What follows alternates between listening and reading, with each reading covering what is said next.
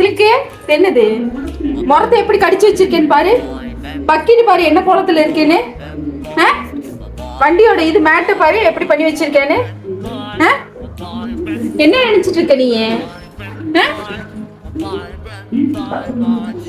ஏதாவது இருக்கா இல்லையா உனக்கு?